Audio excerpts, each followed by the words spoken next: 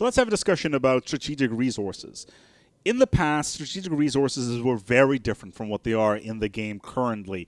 Back then, all the way up to 1.3, all the strategic resources would have spaceport modules and buildings attached to them. And they would give various bonuses on an empire-wide scale or on a local scale, depending on the actual resource themselves, where you could basically get a bonus to either any ships you built there or, like I said, a flat empire-wide bonus. So let's go and take a look at these and see how they spawn, because the spawning is always different for them. In some cases, they will only spawn in certain sectors of the galaxy. In some cases, they will only spawn at certain planets. It's a lot more complicated than you think, rather than, you know, something spawns over there, let's put a mining station on it. No, it's a little bit more complicated than that. So let's take it from the top here, in alphabetical order. Let's start off here with dark matter.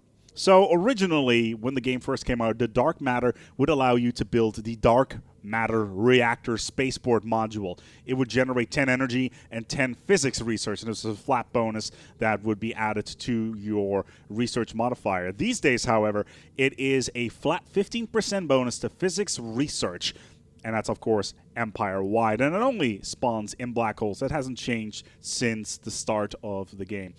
Engo's Vapor. Originally, you would be able to build the Engo's Habitation Station building, which would give you a 10% habitability bonus for the planet and a 5% empire-wide bonus. And this was a unique building that you would have to put on your planet. These days, it just gives you a 5% habitability bonus for your entire empire. And in addition, you would be able to build the Spaceport module, which was a 10% flat bonus to energy weapons. Engo's only spawns on Gaia worlds, toxic worlds, and gas giants. And we'll get into those a little bit later. Gargantium ore originally used to allow you to build the Gargantian Works, which was a 10% construction bonus as well as a 10% construction bonus for your empire, and these two would stack locally.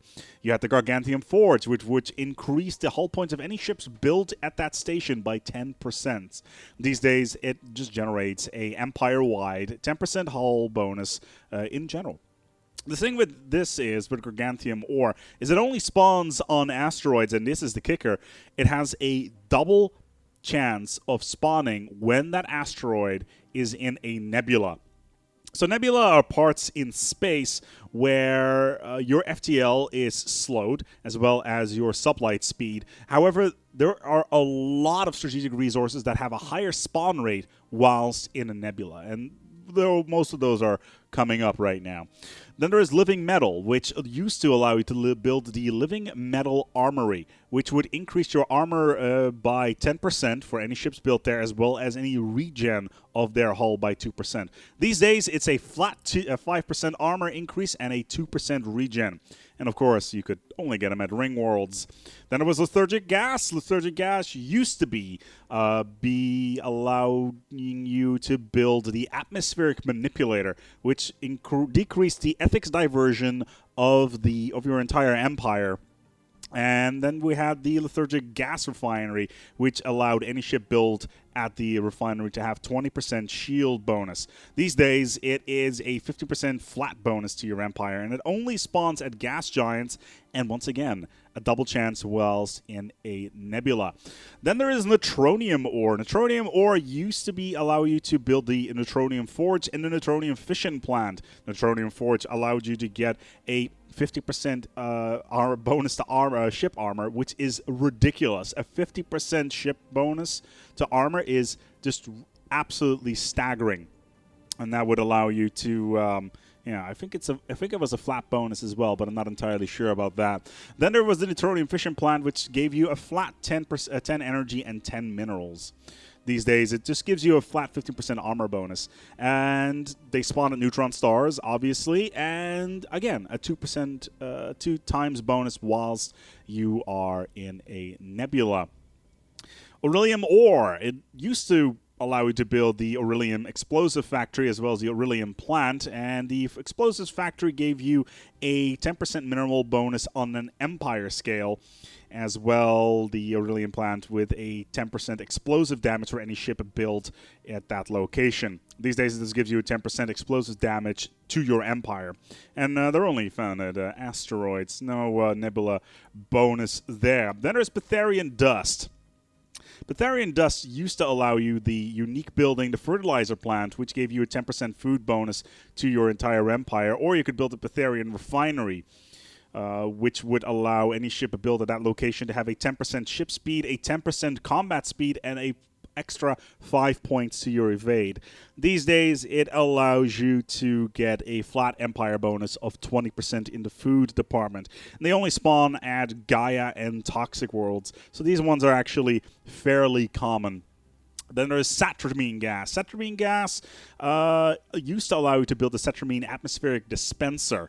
The Atmospheric Dispenser would reduce growth time locally by 15%. These days, it allows you to lower the ethics diversions in your empire by 10%, and they only spawn at Gas and Gaia. And this is the only case where there is actually an additional modifier. Satramine Gas spawns more frequently, 25% more frequently even, around yellow and red stars. So if you're starting in Deneb, then good luck, because that blue giant is not going to spawn any Satramine Gas anytime soon. Teldar Crystals, personally my favorite. The Teldar Plant and Teldar Refinery used to allow you to get a flat 10% bonus to happiness in your empire, or a flat 10% kinetic weapons bonus. And you could obviously build both if you had multiples of these. These days it just gives you a single 10% bonus to kinetic weapons. Frozen and asteroids only, and once again 2% bonus whilst in a nebula. I think we're starting to see a pattern here. A lot of these resources are higher in spawn rate whilst in nebula, and it just illustrates that even though you generally don't think of this, but nebula are actually quite important when it comes to getting strategic resources. You do want to get access to those as fast as possible, which is where the influence stations come in.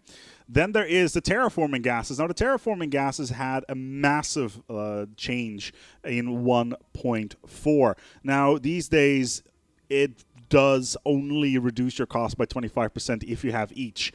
They both spawn at gas giants and nebulae. I think the terraforming liquids only spawn on frozen planets, though. But back in the day, you would need multiple of these to allow terraforming to begin with. And terraforming these days just costs energy and a requisite technology. And you could just dump any sort of energy on your planets, and boom, there you have it. You can just terraform it. Back in the day, it used to be very different. Then there is Zro, which allowed you to build the Navigators Guild. Navigators Guild back in the day allowed any ships built at that location to have a 20% additional speed in FTL. It increased the accuracy of your ships by 3 points, and it allowed a 100% additional sensor range to any ship built at that location. These days, you get a flat Empire bonus of 50% FTL speed, which is ridiculously good if you have Warp, for instance, as well as giving any ships in your Empire 100% sensor range bonus. And in Utopia, it will decrease the cost of reaching into the Shroud. I believe it's up to 4 Zro to reduce those points, and that's something that I'm personally looking forward to with those psionic races. Let's take a look. They only spawn on gas giants in Nebula.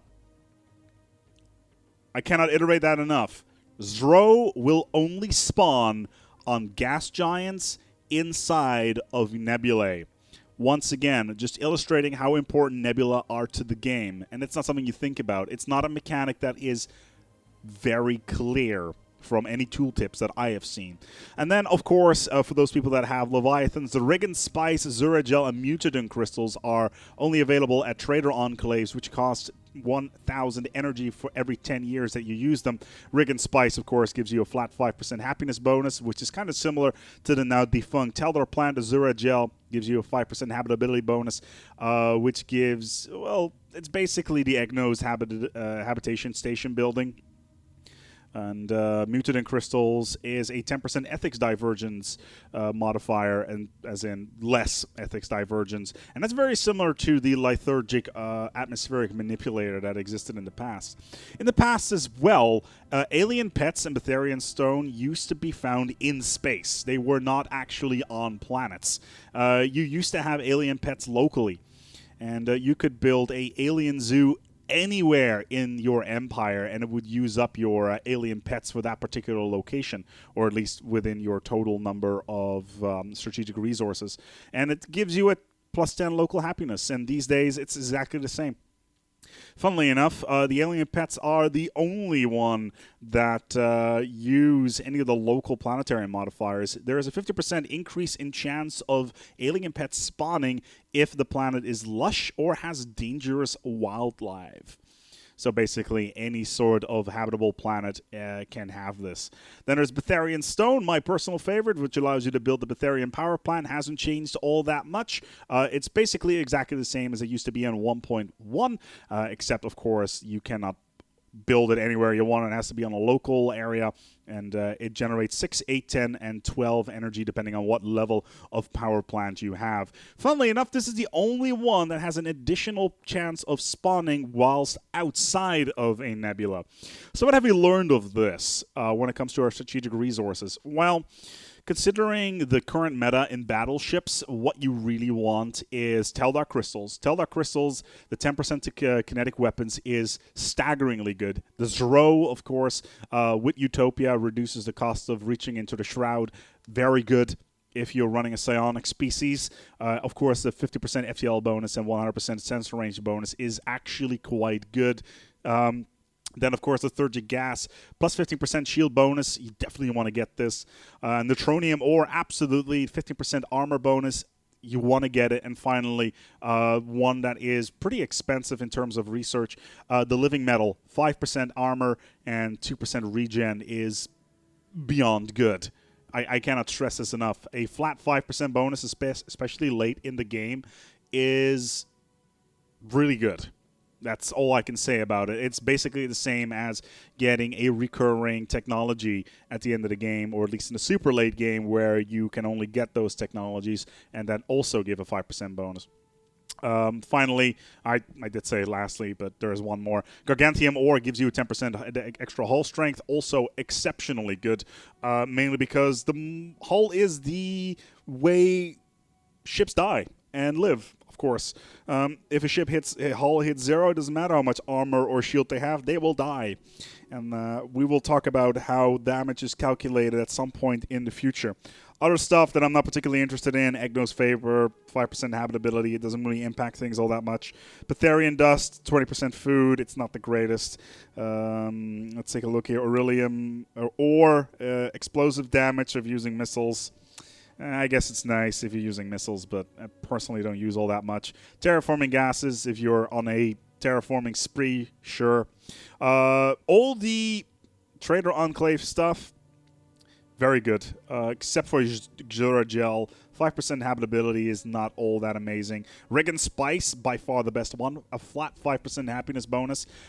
Do not underestimate the power of happiness. It is very good. It just increases profitability of every single tile on all your planets. Do not underestimate Regan Spice. If you can get it, go and get it. Anyway, I hope that this was cleared up something for you. Let's just get here. Let's get the final notes out of the way. Nebula, get them. Like, really. Get your outposts in the middle of a nebula. Plant them down and pray that you're going to get some good resources from it, because strategic resources are not to be underestimated. Some of the bonuses, like 5%, 10%, they may not seem like much, but once you get to the mid to late game, all these bonuses do add up significant amount of numbers. And for instance, Dark Matter, the 15% physics research bonus, while late game, is still very, very good. I hope this was interesting to you and that you learned something today, that strategic resources are more than meets the eye.